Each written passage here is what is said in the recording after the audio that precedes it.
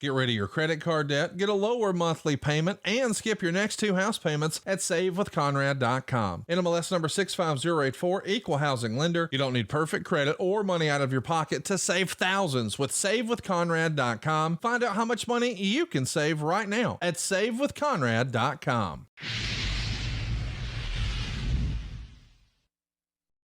Oh, you didn't know? It's that time, so come on down. We're walking in the dog pound. Road D-O-double-G, Dogg and Casio. Talking shop, reminiscing on a flashback. Hall of Fame name with a legacy that's long. That's the legend of the Armstrongs. Questions get answered, oh, you didn't know? Let's start the show.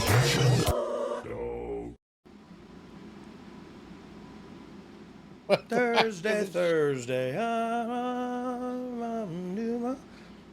Oh, are we live? My bad. Welcome back to the He show. keeps pushing the button when I'm ill-prepared. Welcome back to the show. It's Road Dogg and Casio, and you're listening to Oh, you didn't know? Yeah. Oh, yeah, you didn't know. Oh, Yeah. what was that? I don't even know. It's kind of Creedish. I threw it at you. Oh, Spit you it at didn't you. know. I spit it at you. It was a little STP-ish. That's a little, yeah. I like that dude. But before he was all H'd up, you know what I mean? Scott Weiland, yeah. Yeah. Sad part is first of all, that's one of my favorite bands in the world. And one of the times I saw him when he was cleaned up, and I was like, not the same. Really like the Yeah. H guy. Could I get him some heroin? Can we get Scott some heroin? Hey, let's get him back Please. on drugs. He was a rock star back then. Remember heroin, Scott? Let's bring him back. He rolled. By the way, bless his that heart. was a guy I marked out over when I was Really? Did you such get to an meet idiot. him? Yeah, such an idiot. He is? No, me. I Oh, was a oh. bumbling. Yeah, but I mean, you are anyway. You know what I mean? And I'm Right, saying, but I what try was to he hide like? it when I meet celebrities. We actually, me and a buddy were at their show, BS'd our way backstage. Oh, Didn't yeah. have passes or anything. Got backstage. Tour manager finally came up and went, guys, I know you're not supposed to be back here. But if you'll stay out of the way and not be jackasses, you can stay back here. And we were like, done. I was like, we gotta Fast set forward. list. Fast forward to them walking by and you're going, ah! I go, let's get out of the way by standing. There was a fence that blocked all the tour buses. Yeah. They And all go, my girlfriend's in there. A lot of guys' girlfriends are in there. I know I that go- chain link fence. Yeah. Why the peasants are on the outside? I don't know. Pizza rolls are ready. Pizza rolls are ready. Well, so anyway, I don't know how to turn it off. We're standing there, and I'm like, when they My come wife out, and daughter are texting back and forth, so we might And you're on it. Pizza rolls might be ready a few times. few I'm times. just saying. Big I don't know how to batches. turn this Apple MacBook off. multiple batches of Sorry. pizza rolls. But we stood by the tour bus waiting on them to come by. I was like, I'm gonna get them to sign the set list. Oh wow, yeah. And as we're standing there, we're waiting. We just happen to look over because there's a bunch of tour buses. Yeah. And I look over, and from the passenger seat of one of the buses, you see this. Pizza rolls are gonna be ready. We got. I'm telling you, how do you There's a switch on the side. but I'm worried about if I turn oh, wait. Did you just do it? I think I just did it. I think I'm Steve Jobs. I kind of want to text you to see if it. You can. Go ahead. Go ahead, you yo ye of little faith. Pizza rolls are ready. Oh. I did it because they already sent a new one before yours even came Oh, through. yeah. My daughter got approved for a house. Pizza rolls are ready. Pizza rolls are ready. Anyway, yeah, that's what they're. She got approved for a new house, so they're Same now they're one that's getting a excited. dog? No, the dog one, his daughter Dog is Hannah, the youngest. She just had a stint down at the PC, which is apropos. Apropos for today's yeah, topic. which is spelled opopotamus, I think. But See, I say circus 1975 because it's. Oh, little shout out to Lash LaRue. Little shout out to Lash. Hey, he ain't done, son. But what were we talking about? Your daughter Yeah, got approved. One got a dog. dog and one got a house. And one got a house. Yeah, so they're both doing really well. That's a good But- run for the daughters. So that daughter, my middle daughter, got the proof for the house. The youngest daughter just came back. She's going to college to be a, well, she'll eventually, in 3 years, she'll be a doctor of exercise science and I think kinesiology, but I may be Whoa. making that last part up. I probably am. I have no Kinesiology. idea. I can't believe I pronounced it correctly. What is but that? So she went down there to do 50 hours of internship work for her schooling, and so that she got to do that, and she was really happy with it. Like she really had a great time, and everybody down there called me and said, "Hey, man, your daughter was like they thought she worked there now," and so then she wasn't Awesome. there. She wasn't there Monday. I got a bunch of texts like, "Hey, is your daughter okay?" Like I was like, "Yeah, she laying doesn't work out. there. She doesn't work there, guys. She's too good for you guys." No, I didn't. So, no, but she had a blast, man. We went out to lunch the next day and she told me all about it. So it's funny we were going to talk about the PC that literally just happened last week with her, and so a very very cool moment for us Jameses. We are going to talk about the PC. Before we do that, just to start us off on a fun note, we got to get our meme of the week. If you know Meme what of I the mean. week. If you know what he means the meme, meme of the week.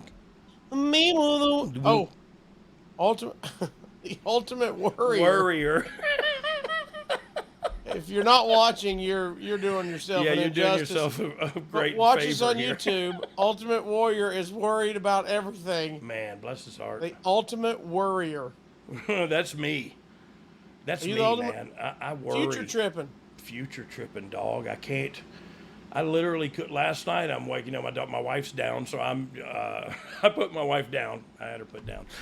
No, she's down with her leg. She hyperextended her knee, and so she's down. And so I got to take care of all the animals, and I'm doing my job too.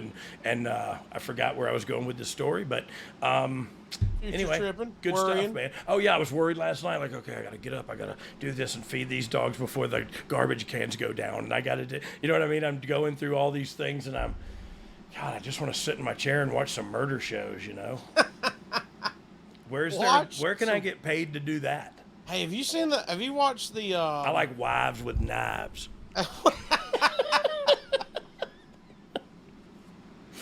That used to be one, I think. I don't think it is. Have you seen the new documentary on the American Gladiators? I have not. You should. You should watch it. Really? Yeah. Wow. Netflix. Check it out. Hey, I'm gonna be honest with you. I ain't happy about this, but I watched that Eddie Graham thing on Vice, Oh yeah. and what a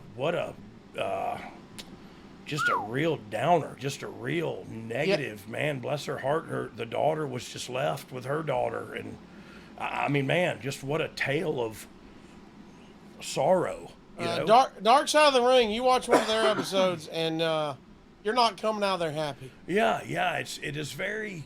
It's an icky feeling. Yeah, it is, and I don't know. Like honestly, to be honest, I learned a lot about the Florida Yes. territory that my father worked in from time to time. Then we settled in North Florida and started that territory in Alabama, and so that they were kind of running simpatico, you know what I mean? They didn't take each other's territories or anything. And that was all when the NWA was all split up, you know, and Fuller and them had some NWA here, and Eddie Graham had it there, and it's just, I don't know, man. It's just, I learned a lot about it, but man, I learned some things I didn't want to know. You know what I mean? Yeah. And that's all there is to it. Like it's a tale of deep sorrow, man, and that's sad. And the tale about it, to me, the one thing I wanted that stuck out to me as a positive was Mike Graham kept telling his daughter, peace of mind. If you don't have that, you don't have anything. And that, man, he couldn't be, you know, truer words could have never been spoken because he obviously didn't have it. You know what I mean? Yeah. And then, what a crazy story of sorrow, man. And anyway, I don't know why that came to me, but I'm gonna bash my head into the wall. Well, now. they are dark stories, but shout out, they do a fantastic job. Like you said, very informative, and I think they do a good job, especially on some of these topics that we've heard a lot about, that they do an extra job of getting the layers that we haven't heard before. 100%. And look, they do a great job. But for me, yeah, a couple of times, and not every time, I watch it because I do learn a lot about wrestling. I was born in the bubble of the Southeastern Championship, Georgia Championship, that kind of wrestling. I didn't know there was a WWF. I didn't know there was a, you know what I mean? Like I found out later, oh, Brad went to Louisiana territory. What's that? You know what I mean? So, I learned about it. But yeah, it was just, some of them are too close to me. That's what I was getting at. Some of them touch the Chris Candido one. I stopped watching it. It made me feel weird. I don't like how I was feeling, and maybe that's, I don't know why that is, but I was like, okay, I'm not watching this. And I think I'm too close to it. You know what I mean? Yeah. I'd rather not relive it. Also, before we get started, since we don't have any matches, Have we not started yet? No, Oh, we're good. officially just Good. I'm gonna have to pee. But we are we are talking about the Performance Center, and before we get into it, though, since there's no really matches, we're going to talk about the PC. Let's get into our topic. The launch of the WWE Performance Center took place 10 years ago this week, July 11th, 2013, in Orlando. First of all, does it seem like 10 years ago? Does it seem like longer, shorter, what? Well, it seems like a lifetime ago, but it was like I remember, you know, I was there a year or two when they launched that. I had been down to we'll talk about some of this, but I had been down to the other place right when I started working there, and then the PC launched, and yeah, man, we'll let's get into it. You know what I mean? Right. Because I don't want to step on any interesting questions you might have. The PC took over for FCW Florida Championship Wrestling. Based out of Tampa starting in 2008. You weren't with the WWE then. Right. FCW took over developmental for the WWE, but when you returned to the company in 2011, I take it that's when you started making trips down there. Yeah. And so I saw the FCW, the place in Tampa, was totally different venue, different. I mean, you can tell. It's literally was an old warehouse. They painted black and put FCW on the side, and that was the building. You know what I mean? And to see that place, and then to see the facility that we have now, night and day is not a fair comparison. The previous WWE developmental program had worked with various promotions over times, going as far back as Memphis with the USWA. What did you think of that arrangement back then? You know, look, I remember working with the Flex Cavana, who was later Rocky Maivia, who was later The Rock, who is now the richest man in the world.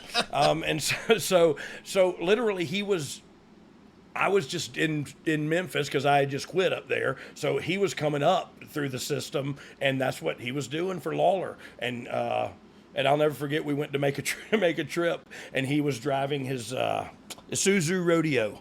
And I remember because we had one, my wife and I had one also at the same time. And me and Jamie Dundee pulled up to drive with The Rock, but it was he was Flex Cavana at the time. And so we started to get in the car, and he goes, "Oh, hey, you guys can't smoke in my car." And it was like a 6-hour drive to Louisville, and we were going to smoke on the way to Louisville. And we were driving 6 hours to make $40. We were going to smoke something, you know. And so we just said, okay, thanks, dude, and got back into Jamie's little car and drove, and we just drove the whole thing by ourselves, and he had to drive by himself. And I thought, like, sorry, dude, I'm not going to, but he was also getting paid by the WWE to be there, you know what I mean?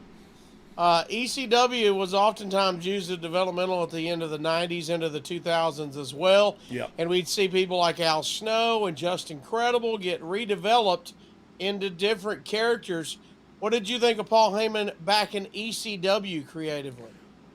Well, I knew Paul E from like Georgia Championship Wrestling, and you know what I mean? Like, I knew his character as a manager, and I knew he was a great talker, and I didn't really know he was a booker or a writer or all of the above. You know what I mean? I didn't really know that then, and I didn't really learn it until. Truth be told, I knew he was running ECW, but I didn't know he had a brilliant wrestling mind, to be quite honest. Wow. Until I got the opportunity to work with him firsthand. You know what I mean? And I was like, okay, I got it now. You know what I mean? It didn't take long. Ohio Valley Wrestling is the most well-known developmental system that helped create stars like John Cena, Batista, Brock Lesnar, Randy Orton, many more. Did you ever spend any time in OVW when you were with the company? I did not. Like, I know Al Snow is still there and owns OVW. I don't know if they have any relationship with the WWE anymore as a developmental program, but I know Al is there, and they still put out decent talent there in OVW. So yeah, the list of talent you just read off is a pretty dang good list too. Yeah. So they were doing something right down there in OVW. I can tell you that much. When you look back on it, what do you think of the Jim Cornette philosophy of the ways he trained and produced talents? So, well, there's two different questions there. For one, I never saw him train anybody. So I mean, I saw him produce talent, and that's what I'm going to get to. But I never really saw him. I don't know what that means. Does he mean training and wrestling, or just kind of managing, producing? But Jim, like Jim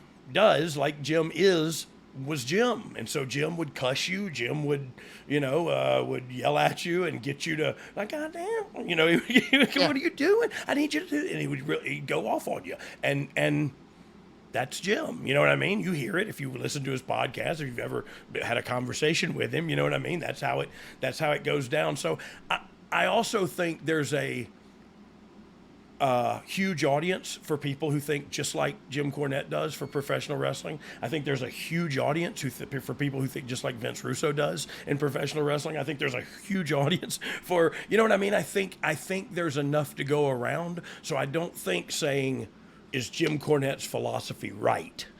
It is right, but there's no wrong. So his philosophy mixed with everybody else's whose philosophies you feel have worth, and then you take from it what you will. You know what I mean? Like the experience is your best teacher, and we're going to get into that here too. I shouldn't have read the notes, damn it.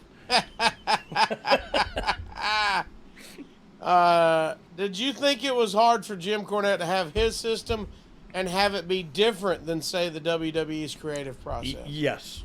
I'm sure it was 100%. He was not happy about that. And I'm sure he let people know, and it was probably hard. Look, you've heard about him slapping Santino or something. Lord only knows what he did. I never heard actually the truth on that. But, there's styles and that some agree with, and styles that some don't. He definitely has a unique style. Jim does. I'm sorry, I'm pouring some Gatorade in here so I can stay hydrated. It is hotter than 40 foxes effing in a wool sock down here, and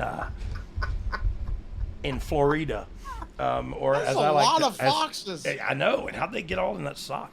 But what Big sock. It's a huge, it's like big whole white sock. I must have been pulling it over my calves, and it wore out the top. You know where it gets big. Yeah. It gets big, and then it just rolls down. What were we talking about before I made myself a drink? Corny about him splitting. His Maybe style. It was necessary. It was time. Maybe. Yeah, no, it was he. Look, and kudos to him, but he believes in what he believes, and it's not going to be told otherwise. And that's a curse and a blessing. It's kudos to you for standing up for what you believe and all that. But I'm gonna try to. I need my job, so I'm gonna try to progress with the days. But maybe he doesn't. You know what I mean? But again, for real in life, like, kudos to you for being able to stand up for what you believe in and go. And look, I also don't know that that's what happened. But I can imagine him being that guy that would go, yeah, I'm not doing this. I'm not putting up with this bullcrap no more. But man, it's his is there a place for his philosophy? Heck yeah, it's Wrestling 101. You know what I mean? There's just also a 102 through 105,000 now. Yeah. It's like a soup. You need all of it. You just get need good all soup. of it, man. And if you get a lump of poop in your soup, that's bad. From what I understand, But keep going and eat the rest of in the some soup. countries it's a delicacy, but it's bad here. when you look back to July of 2013, what would you say your role is exactly with the company? July 2013. Yes. I'm a producer for sure, but I just started with the writing team. And were you in any conversations or discussion about the PC launching? No. That was Not in your scope at all. No, not at all at that point. Since then, I've had many a conversation about it, but not at this point. I was not anywhere near that circle to hear that conversation. The press release of the launch touted 26,000 square feet, the 7 training rings, world-class strength and conditioning programs. This is unlike anything that professional wrestling had ever had, besides maybe the WCW power plant. Yeah. Correct? 100%. And look, the power plant, all the power plant had was a big, huge warehouse and some rings in it and some weights. You know what I mean? So it was, excuse me, it was big and had a bunch of training rings, but still nothing compares. I honestly wish, and I don't know if they have a virtual tour or not, but I honestly wish everybody would go and some. I don't know if they even give tours, but man, to see the facility, the top notch, from productions to it's grown so much. You know, it started out being this one building with a warehouse attached to it, like an office space with a warehouse attached to it. Now they've encompassed and kind of encroached on the whole industrial park, and they own like half the park. You know what I mean? So it's just a ton of buildings. They got the top rope ring, it's real soft landing, so you can practice flips and stuff. Wow. Like you got the promo room. You can go in there and cut promos with a camera and then watch it back and stuff. Like it's just so impressive to me, who came from, hey, I got some boots, I can take a bump, you know what I mean? Like whatever, and just figuring it out to this type of facility. Like it's really like a professional sports team. It's kind of crazy to think that it took this long, to 2013, to get that in place for the WWE. So it really is, but I don't know, man. A lot has happened in the last, 15 years in the world. You know what I mean? Like in the world, things have changed, and times have changed, generations, eras. You know what I mean? Like it has changed. To think about where I came from in this industry, and where most of the people who've been in since I've been in came from, to think about this facility where they're sending people down there and putting them up and training them and all, like it's just such a weird world now, but it's the best of that weird world, you know what I mean? And so while you're still, and for a guy like me, who's like, oh my God, they got all these ropes and kettlebells and everything. I don't even know what the crap we're doing. Are we cooking in here? What are we doing? And so for me, I'm in, but man, I see these athletes in there, and they all kind of train that way now, and it's functional training. So it's strengthening of the knees and of that, you know what I mean? The right stuff. Like it's not about heavy lifting, and it's not about, they got the right training regiment, the right equipment to support that training regiment. Man, it's top of the line. It's top of the line, like I said, like a professional football team or something. Whose baby was this? Was this Triple H's baby? Was there one person's baby? Hunter's from the get-go, and Hunter loves it. You know what I mean? Like look, it is his baby. It's always been his baby, and he doesn't own it. You know what I mean? Like other people own it, but it's his baby, and everybody knows that. And so yeah, very special to him, and always has been. And so like when I went down there to work for those last 3 years, like, it was special to me, you know what I mean? Because I felt like I was babysitting his baby, you know what I mean? But it was me and Sean. It was like 2 men and a baby. Hey guys, Eric Bischoff here, and just want to call a quick timeout. I want to tell your listeners about what I've been telling everybody at over at 83 Weeks, quite a while now, about all the cool things that are happening over at adfreeshows.com. On a new edition of The Insiders, Conrad sits down with former Turner finance executive Dirty Dick Cheatham, talking about the internal war between WCW and Turner and the Monday Night War with the WWF. and my assistant said, "Hey, you're not going to believe who's down there." I said, "Who?" She says, "China's down there." And I said, "What are you talking about?" Yeah. And I went over to her window and looked outside. Did the whole, all of the exits down there. Get the camera. so we went down there, and of course there were DX and Beck was down there in the fight with security.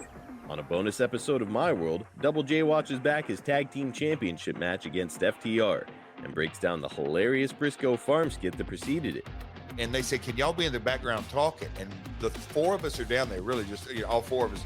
But Lethal and Sanjay, I said, "We got to start being silly." I just started strumming the guitar, and Sanjay started bouncing that baby, and Sanjay and him started doing the do-do. I think this is, I don't know, it's the funniest, but I still think it's hilarious. It's a complete ad lib, but it played to, the line he said, "Them clowns," and we're down there dancing. Perfect. Perfect. That's just a small taste of what we've got waiting for you with 4 levels to choose from. See for yourself why ad-free shows is the best value in wrestling today. Sign up now at adfreeshows.com. Like you mentioned, there's a promo room, there's production suites, the ability to learn all aspects of the business. Basically, kind of goes along with NXT filming at Full Sail, which has that's what the Full Sail is about. Yeah. This was the next logical step for NXT, right? For sure. Look, I think NXT is still, to this day, going through growing pains.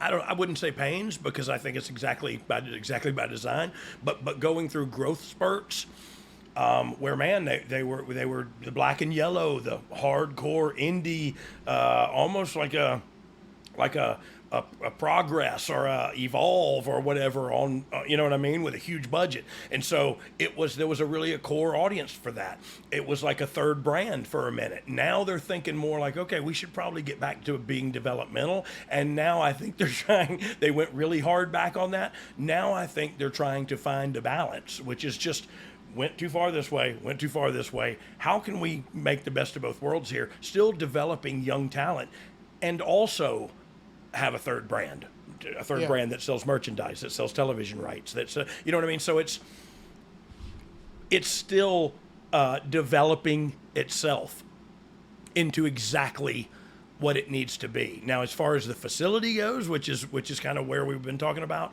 man, it's like I said, grown in leaps and bounds as far as warehouse space. The office is still top notch. There's a whole wing of the office building that's just dedicated to like Jeremy Borash's digital team, and so it's just really a high dollar, high comfort, can do anything in house. You know what I mean? Like we'll just sit down in there and put this on, and we can do a promo live on television on Monday Night Raw from the room at the PC. You know what I mean? Like you can do anything from anywhere, and it's top notch, man, top notch. While we're here, Hunter's vision. We said it was his baby, and I'm sorry I cut you off. It's his vision, Hunter's vision, and his vision is to build some wrestlers, man, and make some stars. And look, it's working so far. You read that list of names earlier that came from OVW. There's another list of names that came from the PC that you can read off from here. I don't know if it's time yet, but we're getting close.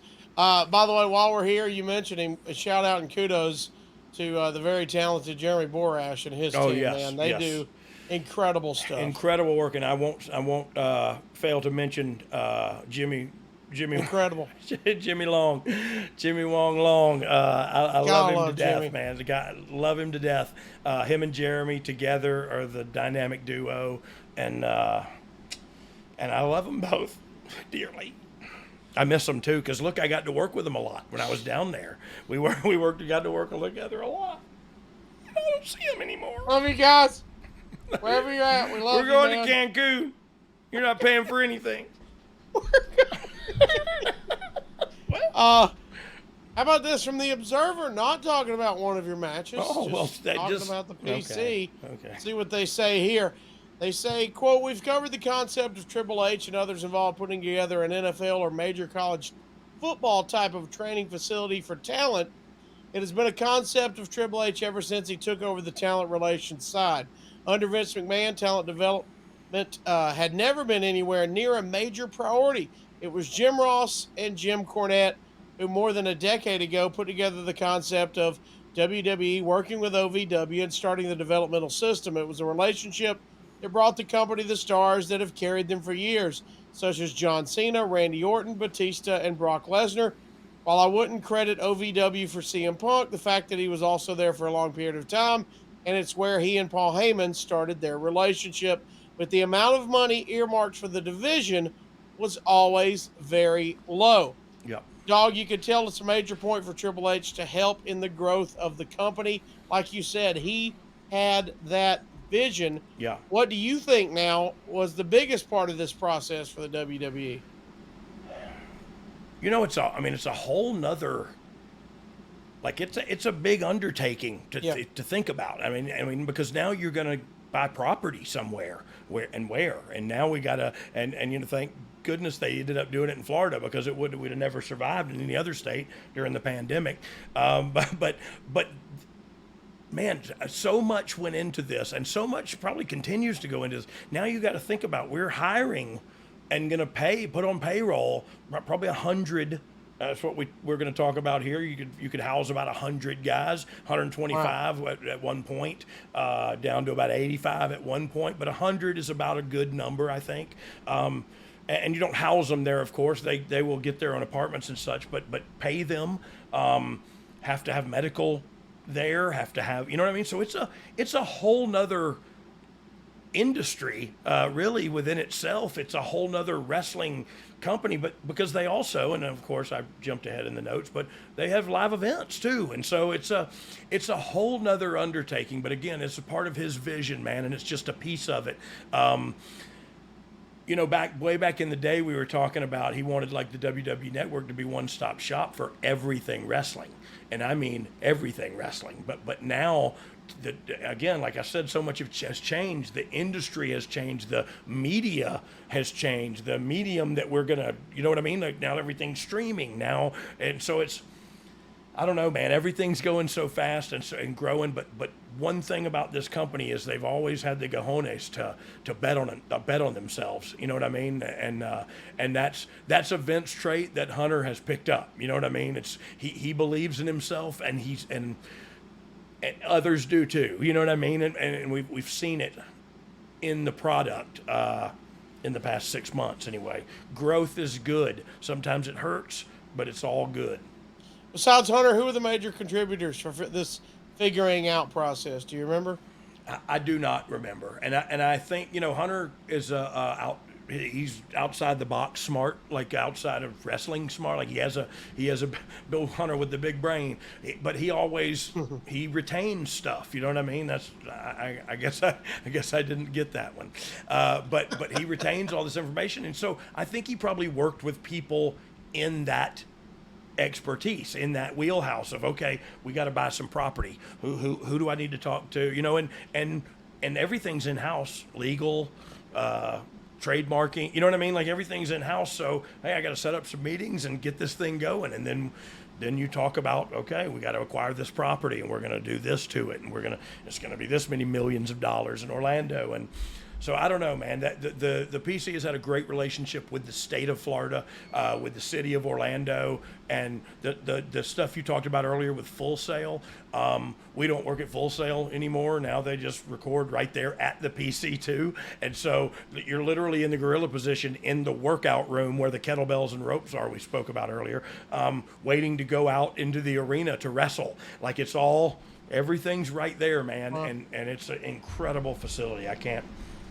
I can't say it enough, and I can't say, you know what I mean, enough. Yeah, from the Observer, there are HD cameras set up for every ring and facilities to link the footage to where WWE is broadcasting shows from or to Sanford. Triple H at any point can ask for wrestlers in developmental to perform a match, and on his computer, he'll be able to watch the match live if he chooses to do so. This is incredible technology then. Yeah, and that's actually old technology. Like it's better now. He watches it on a big screen TV in his office. Incredible. And he can keep it on and like watch the training progress as the day goes on. I was sitting in there one day, and he called me and said, "Those pants make you look fat." And I was just like, "Thanks, dude." And you're on the big screen. It's my butt. How important is it to reteach some of the guys coming in and gals? So, man, look, this is a tricky question for me because, as we talked about earlier, I'm trying to evolve. I'm trying to evolve with Jim Cornette would really get mad at me for this. To evolve like with at the pace of the audience, and the audience has gotten a lot faster paced and a lot. They sell differently. They don't, So it's weird for me to say this. I totally forgot what we were talking about.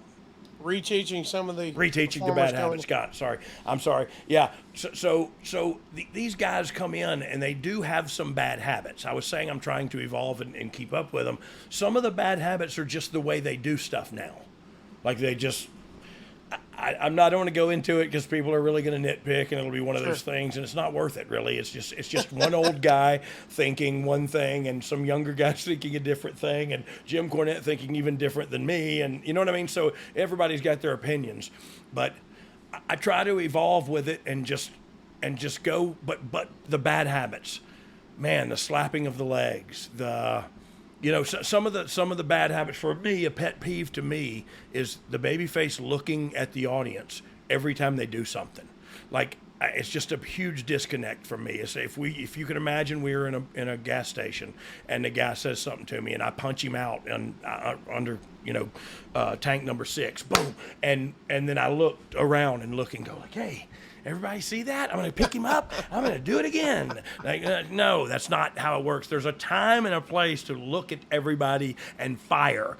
But it's still fire and energy directed towards your opponent, not to the 13th row. So anyway, there's just things like that you go, hey, man, quit looking to them. Quit looking to them every time you go to climb the top. You looked at them. What do they got to do with this? You know what I mean? Make them come with you, dude. Don't look to them to help you. Bring them along. I don't know if it's just me. Maybe I'm old. I'm sorry. but some of the stuff I do get on my soapbox about some of that stuff, and that's where the question was reteaching. Look, some of these guys have been, doing this for 15 years when they get here or whatever. Sami Zayn and Kevin Owens, they do some things that I don't approve of in their repertoire, but it doesn't matter. It's wrestling, you know what I mean? Like, they don't need to clear it with me before they do it.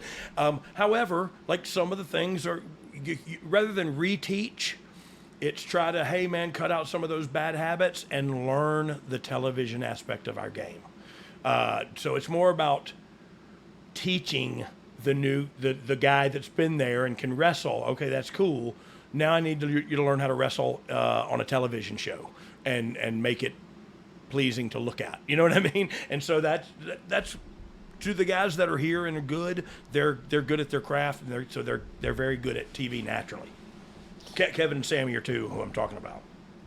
From the observer, the feeling is not just that the prospective wrestlers will get the best training possible, but that having a facility of this type will help recruit a higher quality of athlete to the company.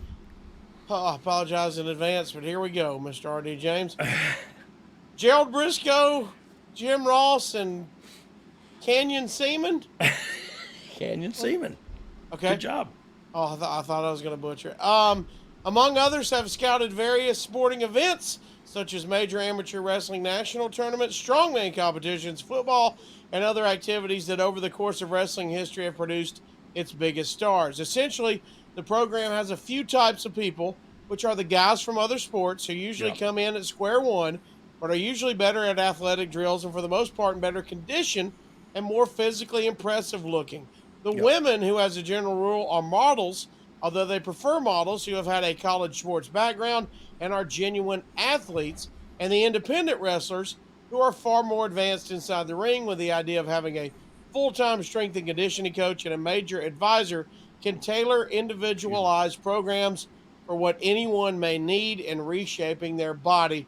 When we bring up scouting, Dog, did you ever do scouting for the company? I did not. I know those guys did. And look, if I would have been worthy or, worth worth scouting anybody, it would have been at wrestling, not because I can see, and I mean professional wrestling. Like I could go to a show and go like, there's something in that kid or there's something in that girl or whatever, but as far as going to a real sporting event and seeing an athlete, I would just go like, yeah, look, it's hard. It's hard to transition, man. There's you can count how many people. I mean, look, and it's getting more and more because that's the field that's the pond we're fishing in. But that transition doesn't go smooth for everybody. You know what I mean? There's been a few that come in from the wrestling world or the football world or whatever that couldn't do it. The training techniques are more than just weights, as it is also designed to be similar to an MMA gym. Yeah. Like you said, Dog, with the ropes, the boxes for plyometrics, hurdles, gymnastic rings, other aspects used for not just strength and physical appearance, but to develop agility and explosiveness. The idea is very different from the prior generation of WWE, where the emphasis was on talking and looking larger than life, with actual athletic ability not nearly as important as look. They are not only going to be able to recruit better athletes and train them better in wrestling, but also improve their God-given athleticism and also hopefully create bodies that won't break down as frequently due to injuries. Yeah. The latter is more theoretical because harder training can lead to more injuries. So like with any other physical sports at a high level, there's a balance that can only be learned through trial and error over years when something like this is implemented. Dog, You've talked about it, about how they did try to, let's focus on strengthening the joints, strengthening the knees, strengthening what's going to carry us. But it was trial and error when you began back then. How has the PC evolved from the original launch, do you think? Yeah, well, from a health standpoint, excuse me, that's what we spoke about.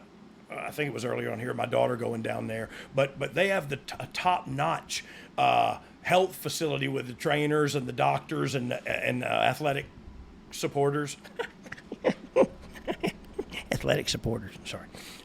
But they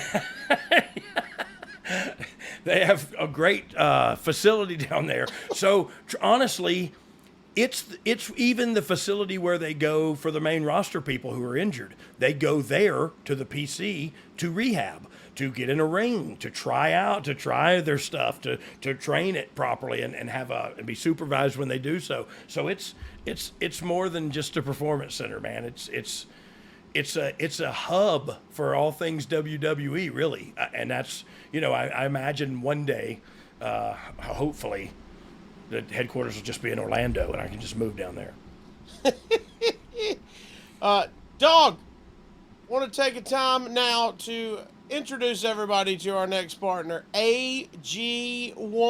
AG1. You talk about something that is changing lives and improving your physique, improving you overall. Inside. This is, starting from the inside. AG1, the daily foundational nutrition supplement that supports whole body health. Look, if you drink this thing every day, you are going to be rocking and rolling. My wife and I talked about it the other day, and we've said it on here before, but I forget how many ingredients are in there, but the probiotics and everything for gut health. But we literally kind of just roundabout summed it up. If we went and bought it all at wherever, it would literally be $1,000 to get all the ingredients that are in AG1 in 75. one scoop. Yeah, so that was it, 75. And so one scoop a day, boom, you're done. It has, like I said, a probiotic that works from your gut, on the gut health from the inside out. All the other supplement, getting lost on that word, but all the ingredients and supplements that are in there, man, that's what you need, your daily supply, one scoop a day. For me, it's the convenience. I'm not going to take a ton of pills because I already do that for my bad heart. But this is one scoop, tropical blend, boom, I'm done. High quality poops, bam. It's gonna replace your multivitamin, replace your probiotic, and like you said, the convenience, Dog. One simple drinkable habit right there in front of you. 75 high quality ingredients. These daily nutrients, they support your energy, focus, strength, clarity, like you said. Yep. The gut health is very important, Dog. And look, you saw my wife. Yeah. She is very athletic. She is, and her physique is incredible, and that's the truth. She wants, look, she's had all the supplements. Yeah. She loves AG1. And one of the main things is it actually tastes great. There ain't many of those out there.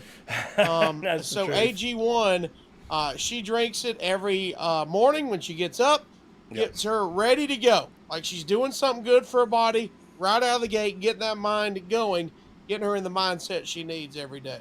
Does she leave you a donut or something? Like Yeah, she sprinkles it on my bacon. But no, AG1 is ready to go. Share. You can.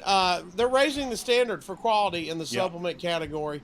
Like we said, not only you're getting everything in one, not only is it easy, but it helps build your health foundation first. It's quick and easy, and like you mentioned, Dog. Yep. It costs less than $3 a day. $3 a day. How much your What? Starbucks cost? How much your Dragon Fruit Starbucks cost? Come on. Come on. It's a win-win. So if a comprehensive solution is what you need from your supplement routine, then try AG1 and get a free 1-year supply of vitamin D and 5 free AG1 travel packs with your first purchase. Go to drinkag1.com/DOGG. That's drinkag1.com/DOGG. Check it out now. And we want to thank AG1 for supporting Oh You Didn't Know. AG1. It's easy as AG1. I'm frozen, sorry. It's easy as AG1. G1, AG1, AG1, baby, you and me, son. Oh, that was strong. Yeah, I brought it there at the end. All right, Dog.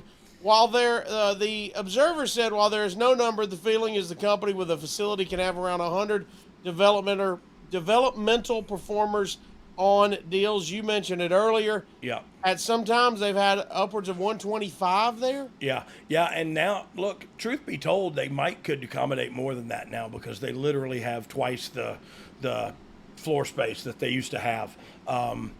And so, I mean, they got stuff stored. Is that from building on or just rearranging or what? It's actually just from in time swallowing up the next warehouse, and then in time swallowing up the next warehouse. And so there's truthfully a whole row, the whole west wing of the industrial park is the WWE Performance Center warehouses, beautiful, beautiful facility, man. The system is not perfect, and even those in the company who wrestled in that era will concede that the territorial system of the early 80s, with guys being able to go from place to place, making a living and working in the ring 5 or 6 nights a week and from is better experience in learning to work than just gym training. But the reality is that's not going to be happening, and the estimated number going around for putting this performance center together was $2.3 million. And with that kind of money being spent and that many students, there are still a few things that hopefully will be done. Dog, how do you compare your training? Like you said, you were focused kind of on your own territory there. Yeah. You're coming up not only with your family's got a style, but with everybody you're working out with. Yeah. And then what they're doing today at the PC. My gosh, how different must that be? So different. Like, it's so different. But look, it's also like an old useless argument. You know what I mean? Like, no, yeah, it would be better if we had territories. Okay, well, if my aunt had balls, she'd be my uncle. You know what I mean? Like, I don't know what to tell you.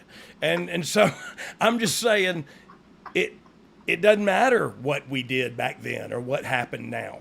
It just doesn't matter because that's not how it is anymore. Those went away. You know what I mean? So yes, it would have been better. That you're laughing too hard at that. It makes me want to edit it. When you said my aunt, I thought, well, he's not going to do the one. And you did the one. I did the one. That was bad. I'm sorry. No, it's the best. Was that no good? Right. The territories don't exist. We're arguing about nothing. So who cares? Yeah. Yeah. I'm sorry. My wife texted me. Peach roll's ready. Yeah.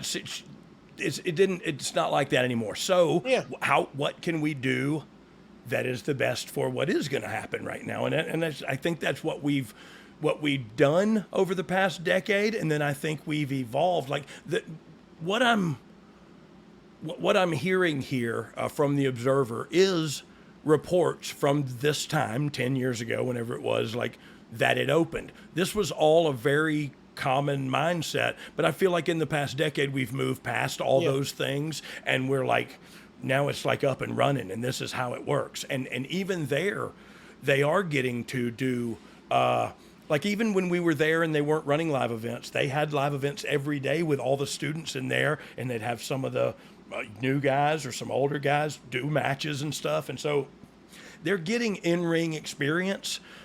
Would it be better if they were in front of a live audience? Like, yeah, of course you would. But it throws you in the fire a little bit too. You know what I mean? Like, that's why you learn so quick in the indies and in the territories, is because you're working every night in front of a live audience, and so you sink or you swim, and you know that from the comic world. You know what I mean? And so you get better. You know what I mean? You gain experience, and you gain on the job experience.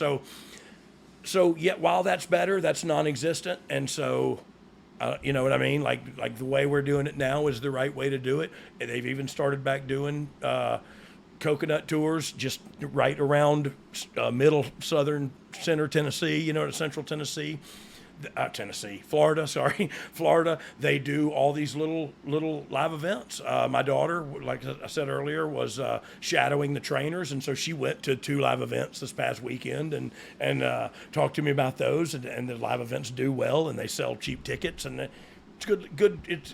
It's about experience. The talent actually walks in the ring and puts it up in the venue, and then gets back in the back, and the talent will like lead a meeting and put together finishes. And so it's a great learning experience that over the past decade we have evolved into having a great system that has figured out.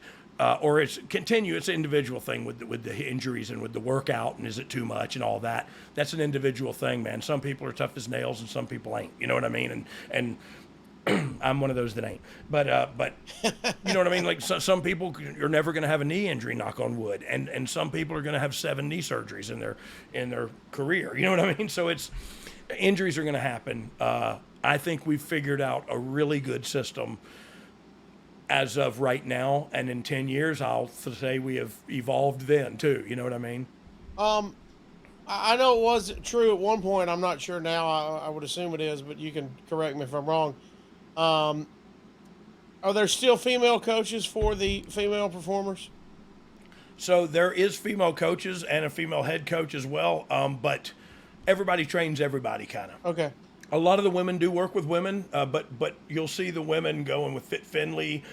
Fit Finlay had a great career as a producer up on the main roster in the women's division, and so he definitely works closely with the women down there now. All of the women you see that from Natty on down, all these new women have all been through Fit Finlay being their producer, and man, he's just such a sponge. He's such a wealth of knowledge, and they're all sponges. You know, I just want to sit around him and listen to him because he has a great accent, but he's also just got so much experience in wrestling. Also, going back as we continue on about the PC, they do 1 or 2. This is from the Observer. They do run 1 or 2 house shows each weekend. Yeah, that's what I was talking about. Yeah, but with a plan of 100 people, that means most don't get to perform on the shows, and that's the quickest way of improvement. One of the things that OVW did in its good days was WWE would send veteran talent there that wasn't working on the weekend and have them work with the talent at the spot show. So instead of inexperienced guys being in the ring with inexperienced guys, they could learn from experienced guys while working in the ring. When talking to current wrestlers, a lot of them would say that when working programs with veterans, that's where they were able to accelerate learning. There are some guys who have had years of independent work and are very good on a roster, but a lot of them are being taught to tweak or change their styles to one that will provide more longevity. You're starting to see this more and more now, Dog, but does NXT need a NXT of its own almost at this point, being a television brand? But you mentioned it. Now we're getting some veterans sent back down there. That's the trick. I don't know what just happened. Oh. You didn't know? I did it. Sorry. That was just for me. Yeah, we see it now a lot. Like I said, Baron Corbin came down there and had a heck of a match with Carmelo the other night. But I saw Rhea Ripley on there too Tuesday night, and so yeah, it's starting to do it now for sure. But look, I think they also always had some. Me and Billy in our 2014 whatever run, we went down to NXT and main evented a show at Full Sail where they taped an episode, and then we worked with two guys from Full Sail, Jason Jordan and Sean Spears or whatever his name is. I forget his real name. Ronnie? Yeah, Ronnie Areola. I forget what his real name is. But Arnell, I think. I'm sorry, it wasn't that. What were we talking about again? Virgil McDivitt's tag team partner, Ronnie Areola. That's going to be a thing. Get ready for that. I love it. I'll wear that shirt. Ronnie Areola is going, spelled with A-I-R, Areola. Yeah, my bad. He's a high flyer, right? Yeah. Ronnie Areola. Speaking of, I heard there was a specialized ring for high flyers. Oh, yeah. You remember Heck that? Yeah. Is it? Yeah, in the PC? Yeah. Yeah, there's it's soft like a cushion. Like I could probably do a moonsault off of it. I mean, I wouldn't, but I could probably do it safely. But yeah, they're doing all kind of spinning, putting dummies in there and doing for Hurricane Ranas and all kind of things on people. I just lock up. You know what I mean? Take my arm. There we go. I also read that a nice nod to the history, the bell from the first WrestleMania is hanging up in there.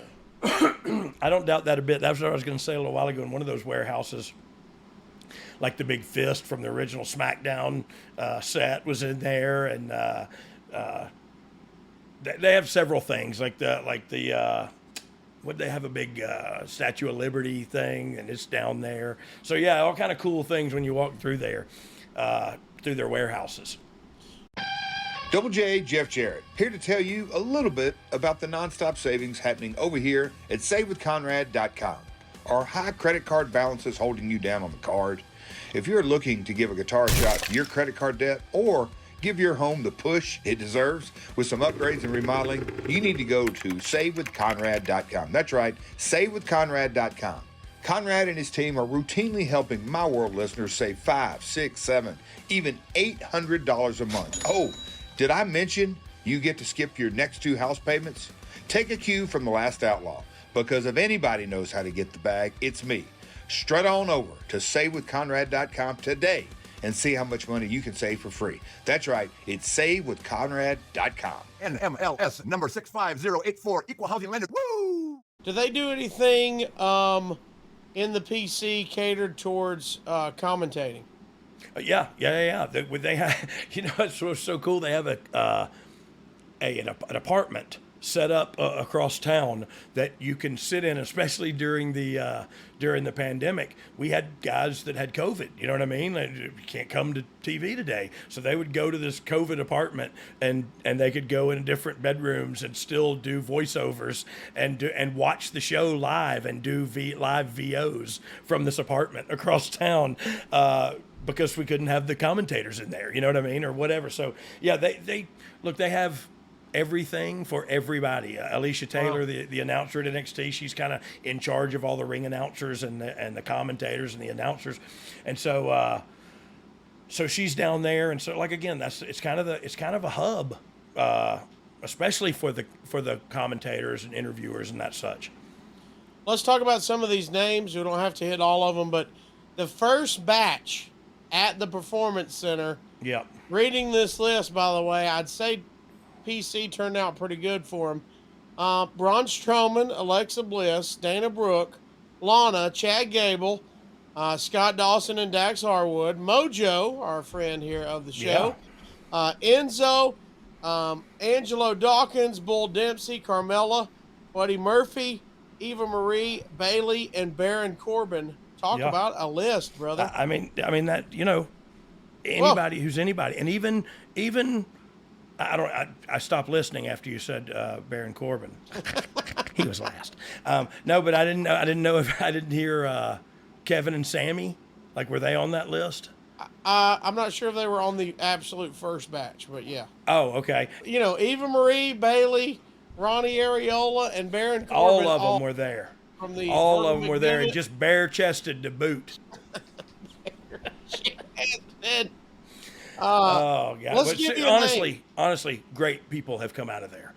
You know, Kevin and Sammy they were over already in the indie world, but now, I mean, you know, so yeah, everybody goes through the PC. AJ was like the first guy that came in that went like right to the main roster. And there were still some bumps and along that road too, you know? Yeah. Bill DeMott, who I'll ask you about in just a second, he had this to say on the transition to the WWE Performance Center. The training and the preparation was going to change because you have a gym modeled after the New York Giants football team. That's how impressive this was. What we implemented was there was new talent.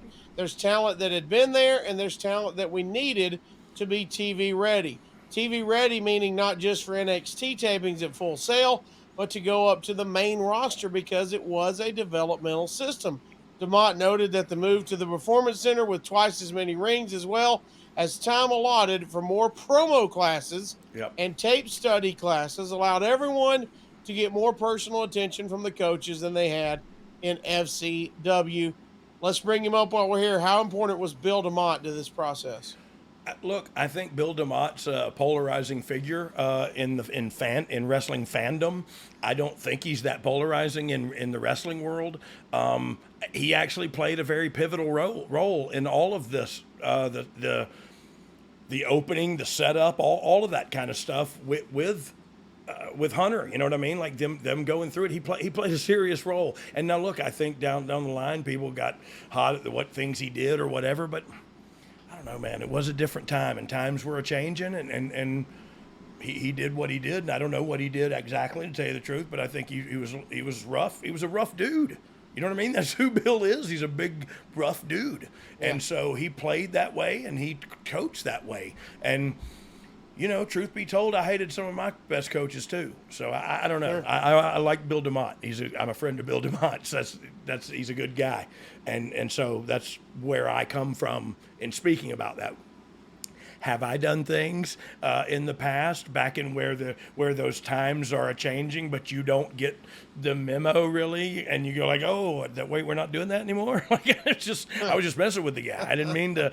And so, you know, you get caught up sometimes, and stuff happens. And again, like I said, I hated some of my best coaches too. How important was Hugh Morris to this process? I couldn't even get rid of it. You couldn't even say it with a straight face. Having this based around an NFL program, by the way, makes all the sense in the world. Yeah. Right? 100%. And especially to have the health facility down there. Like it's literally where everybody in the company goes to rehab after the surgeries or whatever. You know what I mean? It's that facility, and we never had a facility like that. Are you kidding me? You don't. If you knew a guy with a ring, I guess you could get back in it after a surgery and try it out and probably get staph infection. But you know what I mean? Like it's incredible to have not only the doctors and the physicians and the trainers to see you through every step of it. They have the exact high top of the line equipment for you to train and rehab it on, and like I said, top notch physicians to watch you the whole time. You know what I mean? Man, growth is a good thing. And while we're here, how important was Dusty Rhodes to the history of the Performance Center? Oh, my Lord, Dusty Rhodes.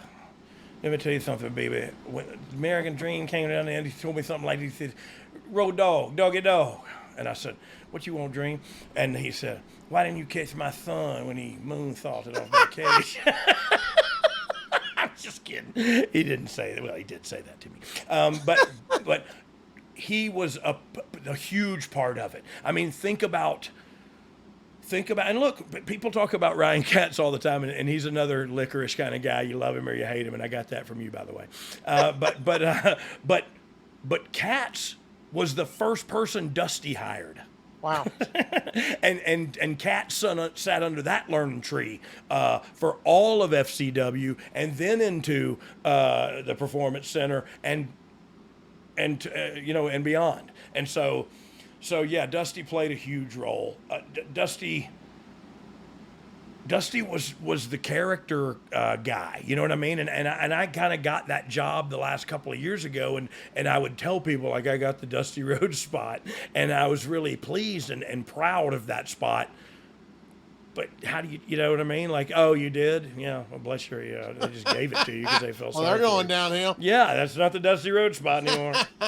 More like a crap stain.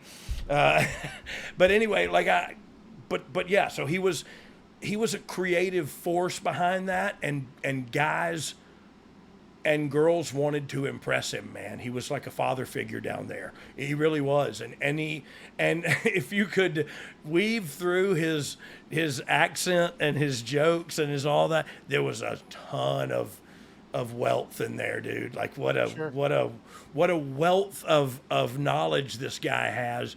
And you think about it, man. He was in Florida with the Grahams, you know what I mean? Like, that's where he was there, and he was on fire there. And then he went to Crockett and took half the crew with him from the Florida thing, and they went and they made money in for Crockett. And so what a wealth of knowledge on not only how to be a WWE superstar, a pro wrestler, and carry yourself like a champion, but also the history of the business and how it's progressed and grown, and so things have gone away and some new things have come along. And yeah, he was a part of it all, man. And he was a part of it all when it first got started, and they needed that father figure.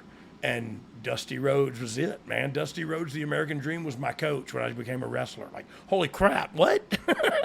That's the best thing Incredible. ever. Yeah. Incredible.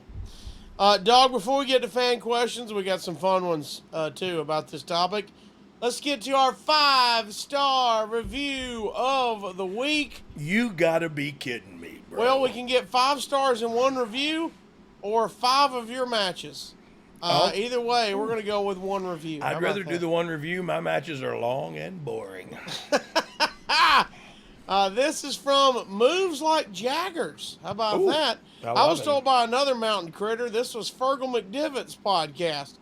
All jokes aside, I look forward to Thursdays every week. I've woken up my sleeping family laughing so hard at this show. The back and forth with Casio and BG James is over like Rover. If 2022-23 Sami Zayn was a podcast, this would be it.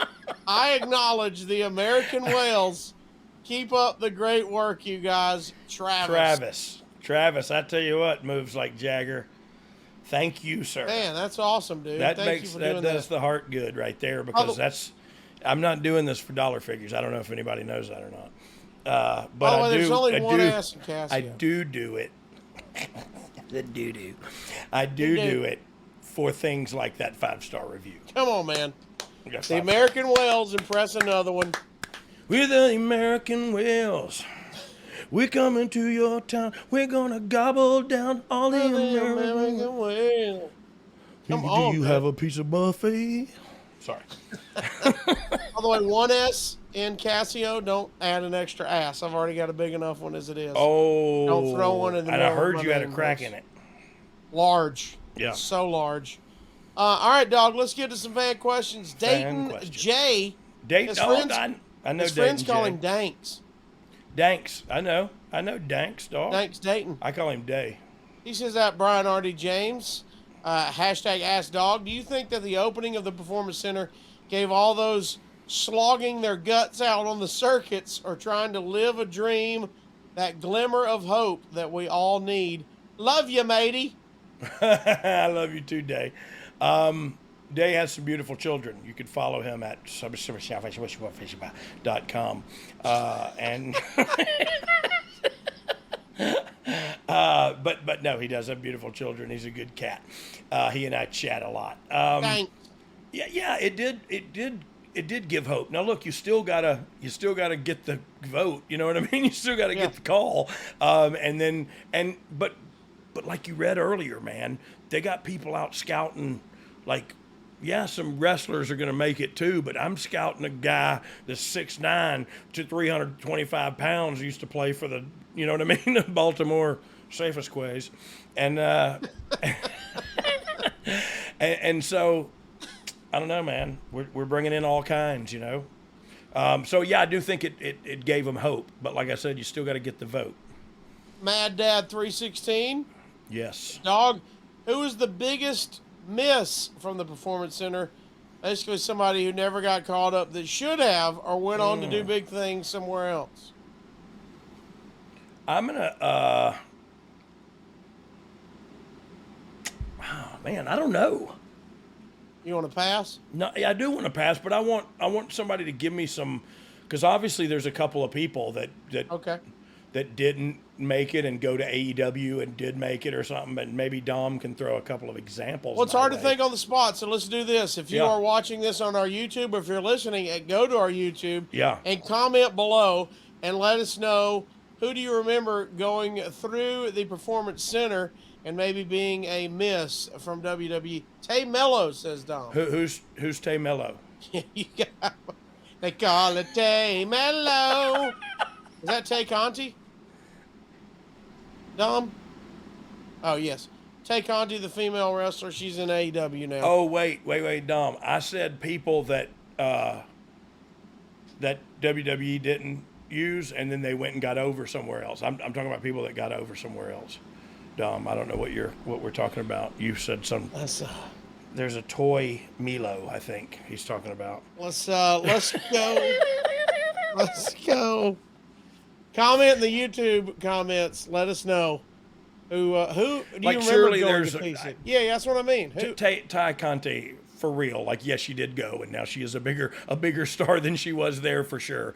But like, I don't consider that a miss. Like, she went on with nothing. We didn't have anything for her. She went on and kind of made something for herself. Now maybe we got something for you. You know what I mean? Like, we've done that before with a lot of different superstars, and so I would like to hear some different ones. You know, a lot what I of mean? names have came through there, so it's a Yeah, lot of, and that's lot what I'd hard like to remember. know. What I'd like to know is, because I know I've heard a lot of people go like, "Oh, if they please free so and so he can do this," and then Right. you know, and Sean Spears is one of them. Miro's another one. Like, I hadn't seen him do much over there with them yet. You know what I mean? Or I guess Miro just did something, but like, still, the grass is always greener, and when the fans say that, it makes me angry, because we're all getting paid, dog. This is our business. This is the job we chose. And there's only so many spots. Yeah. This and is like NFL team. it's either they this- get cut and go to another team. Yeah. It's not like loyalty. Like, oh, well, I'm really going to stay around and hang on to this hope and a dream. No, I got the light bills due.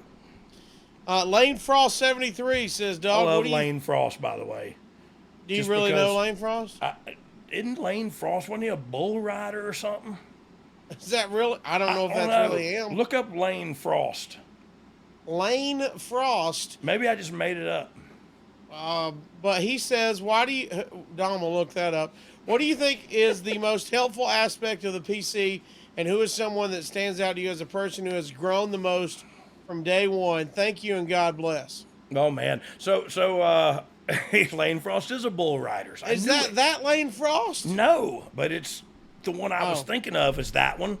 I wish we were This over one's in a the bull different riding one. community, don't you? You know who we are over with? Billy Gunn, and he used to ride bulls. There we go. Yeah. So Lane Lane Clyde Frost. Frost was an American professional rodeo cowboy. Oh, he was a rodeo cowboy that specialized in bull riding and competed in Professional Rodeo Cowboys Association. He was a 1987 year I graduated, PRCA World Champion bull rider, and a 1990 Pro Bull Rider Hall of Fame. How about Lane that? Frost, this beer's for you. I, I'm relapsing. that sounded like it too. Yeah. This Lane is spelled with a Y, so it's not the same one. Different unfortunately. person. But I like the name Lane Frost. That's a cool name. It's a super cool What was name. the question again?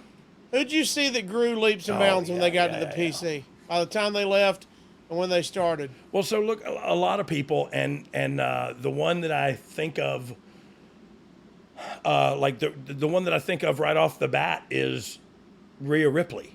Like, I watched her come out of her shell, you know what I mean? And that year, like, literally come out of her shell and turn into this gothic Frankenstein who is more muscular and more athletic than I am. And could kick my butt if she wanted to, and I would probably let her. But she's one that I think of. But I also think of like people that come in there and grow really quickly as far as their character. Like the Tony D'Angelo guy is a great character. The kid just came in from Wisconsin. He was like a wrestler for Wisconsin college or whatever. You know what I mean? Like he's just a dude. But when it came to, hey, this guy talks like De Niro, and this, now we thought, okay, well, what about this? Now there's this character that comes to play. So I don't know, man. It's just so much fun down there to find those weaknesses and kind of mitigate them and find those strengths and just maximize them as much as you can. But yeah, so she grew really fast. And I'll tell you who right now impresses me the most from when they first got there to right now is the NXT Women's Champion, Tiffany Stratton. And that's just the truth. It's like she was a gymnast who had never taken a bump in her life 3 years ago. You know what I mean? And that's, and now she's the NXT Women's Champion and had a match on the TV show the other night. You know what I mean? Like it's just she took to it like a duck to water, like the Steiners, like Kurt Angle. It was just coming in from another sport and just kind of getting to it. And look, I'll tell you what helps her is that the spots are kind of, wrestling has evolved into a kind of a spot fest now. You know what I mean? It's kind of, and so it's very much like an choreographed cheer routine or a round, gymnastics routine. So she's adapting really well. I thought she had a great match the other night. And again, never been in a wrestling ring, and fast forward a couple years and she's the champion, Incredible. Yeah. Taco, the art dealer, says, I bought the cutest picture from him. What can be done to put more emphasis on promo work? There's a handful on the main roster that truly stand out, but the vast majority sound bland to him. And it's hard to invest in their character. Then he put hashtag Fergal McDivitt 2024. Dang right. He's presidential run, I believe. Yeah, but, I think. I'm not even sure he's running for mayor. Well, talk about promo. I mean, that is easier said than done. Is getting somebody's promo work. It is so much easier said than done, because think about it, man. Not even in the Attitude Era, not everybody could cut a good promo. You know what I mean? Like it's just not something everybody can do.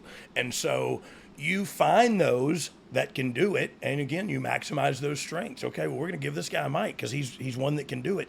I knew.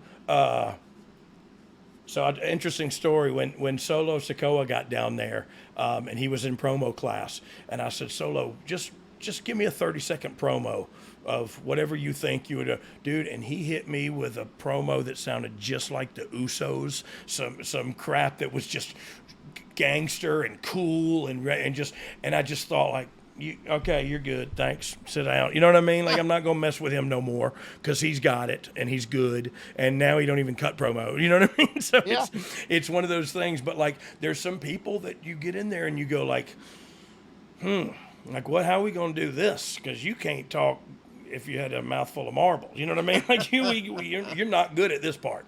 And so it's difficult. But look, we had promo classes every day. And literally every day I would have hours of period of instructions and it was mostly just me critiquing their promos, but also just talking, having conversations like we're doing, where it's more about coaching and producing and motivating and stuff than like, oh, we're going to create this great catchphrase for you or whatever. But you do that too sometimes with Tiffany's Epiphanies. You know what I mean? Was one of the things we thought of as soon as she came in, and she was like, "Daddy says I'm the best," or whatever.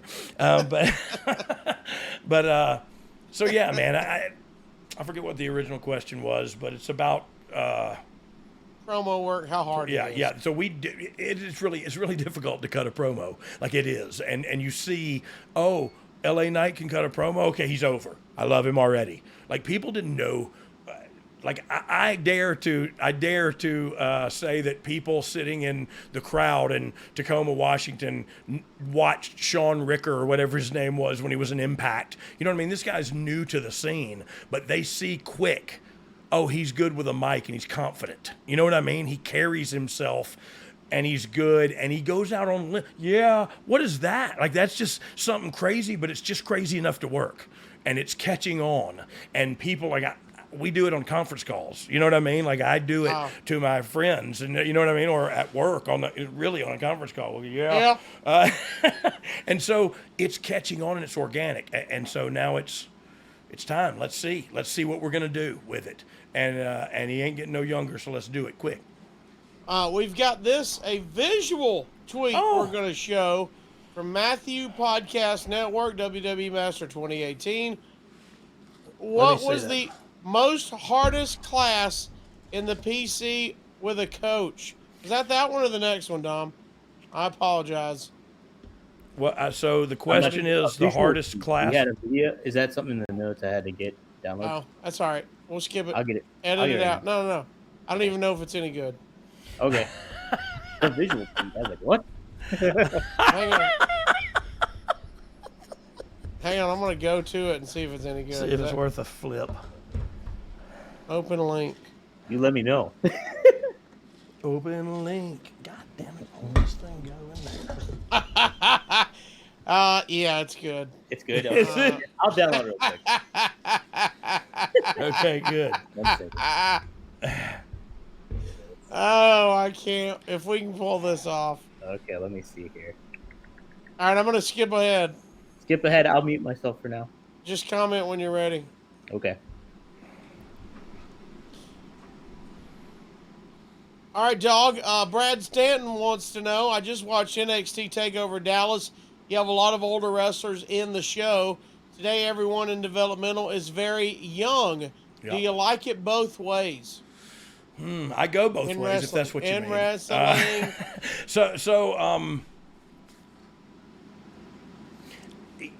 I do like it both ways, and I because we just talked about Baron Corbin coming back and having a great match with Carmelo and putting Carmelo over in the middle of the ring. Like it's so to me, I do like a veteran or a superstar coming down and people recognize like, oh, this dude's a big dude. He's gonna work with this guy and come down and kind of give back. So yeah, I like to have some veterans around, but look, I also love the youth of NXT right now.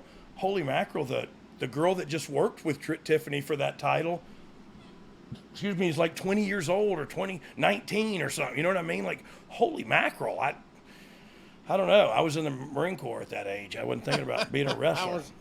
I still am an idiot, but I was an incredible idiot at that age. Yeah. Can't believe where they are at right now at that age. WWE Master 2018 said, what was the hardest class in the PC with a coach? Is it promo class? I feel like promo's the hardest. I think it's the hardest, and I'll tell you why. Even for me, who fancies himself a talker, to stand up in a room of your peers, like 10 of them. Wow. You're not in a ring in front of 1,000 people or whatever. It's like 10 people that you work with every day, like your teammate. You know what I mean? So it is asking a ton for someone to stand up in that room and cut a promo. And man, some of them come off that way, and some of them rock your socks off, and you just go, holy crap. Nikita Lyons was another one, just blew my socks off. She's great. Incredible. I said, hey, so you could rap? And she was like, yeah. I was like, well, rap something for me. Dude, she just busted out a whole song and a dance routine and everything. It was like, kick the chair over, and like she is reaching out and grabbing it. Like, I want this, you know what I mean? And so it was incredible. Yeah, but they got a lot of great athletes down there, man. We have a visual tweet we will throw up on from Hippie Bree. Is going to hit that. Hippie Dog. Bree. Me hit it? You want me to hit it? Look at this, Dog. Oh yeah, that's from me. That's me from the PC. That's like when I give you a promo class. I go like to Valhalla. That is Hippie Bree says, how we doing, Mountain Critters? This is Dogg's Performance Center model from last year's 2K game. My question is, can we have a word with the 2K folks about making you the angriest person in modern gaming? Yes. Also, thanks for doing the JOB in my first match at the PC. Oh, you're welcome. I'm not very good at wrestling, you'll find. Do you have that shirt? Is that where I they do got not it? have that shirt. I would not wear that shirt because the sweat underarm pit stains would be too obvious for me. And I would appreciate it, though, if they would keep my deltoids looking that way. You're mad right there. But also good looking. That's a swell looking critter. You were cut. I was jacked, wasn't I? That was a cut, I was Critter. on them virtual steroids. That was a cut, Look, Critter. look at me. All right, dog. Great episode. Look at me. Just mad. Just mad at the world. I'm just pissed. Dog, we've got a great episode next week. Mm. Extreme Rules 2018. Oh, that was my favorite one ever. Okay. I just made that up. Of that year. That's my favorite Extreme Rules of 2018. Hey, before we get out of here, you can check out this show and many more early and ad-free over at adfreeshows.com. Early ad-free access to more than a dozen of your favorite wrestling podcasts starting at just $9.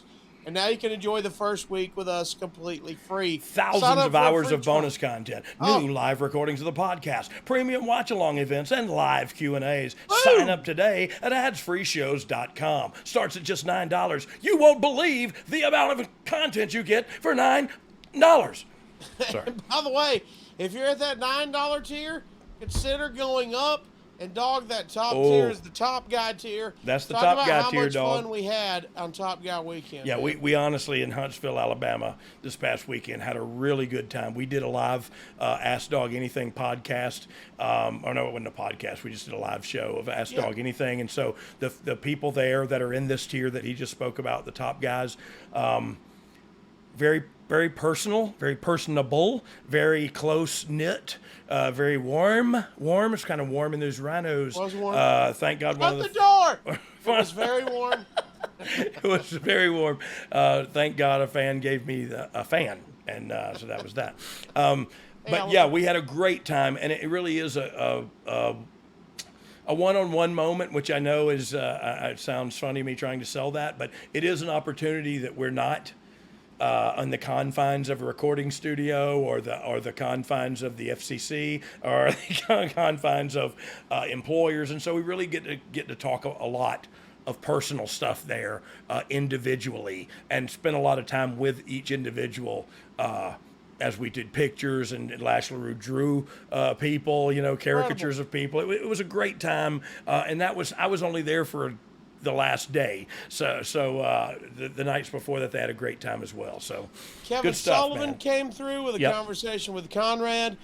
David Crockett was there. Eric Bischoff was there. You had they shaved Eric Bischoff's head for a charity, correct? They did. Yep.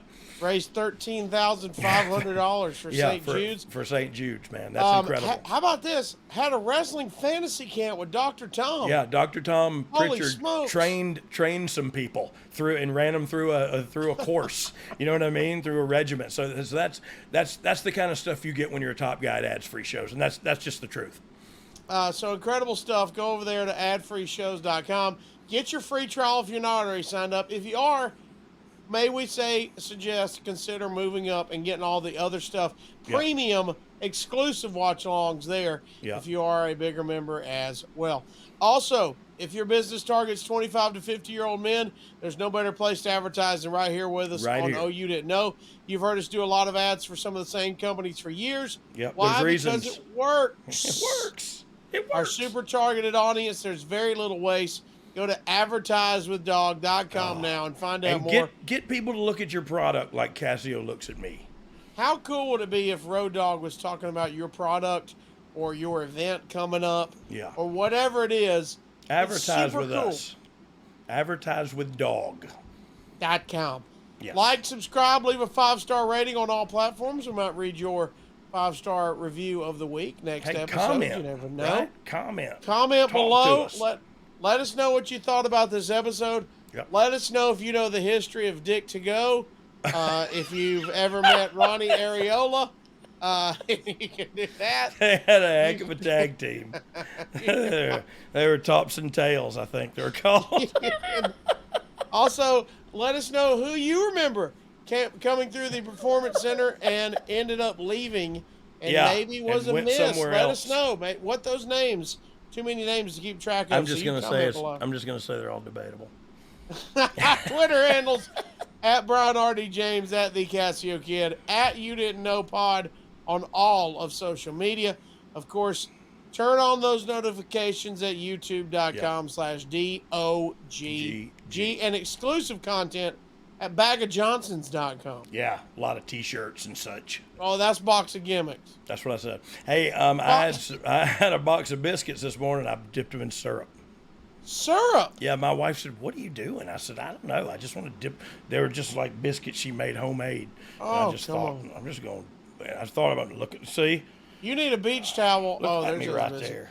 You need a beach towel to wipe up all that syrup you were dripping everywhere. It dripped on my belly. You know how Cornette has the burger towels? Yeah. We need those beach towels that are our biscuit towels. I do. You know what though? I do carry a towel. You know I do that because I'm a I know. sweater. I carry a towel. I wonder if I can get these a biscuit. If we can make like critter biscuit towels. You know what I mean? Mountain critter biscuit towels. All right, maybe. comment below. Let's think Yeah. of a cool name of a hand towel. Yes. that Dogg It's would like the use. terrible towels, Pittsburgh. Yeah. Whatever. Let's think of it. Let's We think of a need cool these name. for Road Dogg. Yeah. For me to All right. carry around with me. I got 2 words for you. Wipe it. Maybe it's that. Wa- Maybe it's that. wipe it. Huh? Yeah. Maybe. No, that would be nasty. Never mind. We'll see Comment what the below. people say. Comment below and let us know what we should call the towels. You got to figure that. Clean your paws, says Dominic. We got to get It's like something. senior clause. We got to get something, so go check that out and all of our other stuff at boxofgimmicks.com. Dog, this has Yeah. been a fun one, man. A history Yeah, it has lesson been in the PC. informative. Yeah, and you know what? In 10 years, let's have another one, man. We'll talk about how it's grown in this past Even decade. bigger. Yeah, incredible. For Mr. R.D. James, thank you, Dominic D'Angelo, back in the control center. I'm your host of MC Casio. Casio Kid. But if you didn't like this episode, If you didn't like this episode, the Road Dogg will tell you to suck it. Suck it. oh, Ah, look at there's that the critter. dog. That's the dog. I just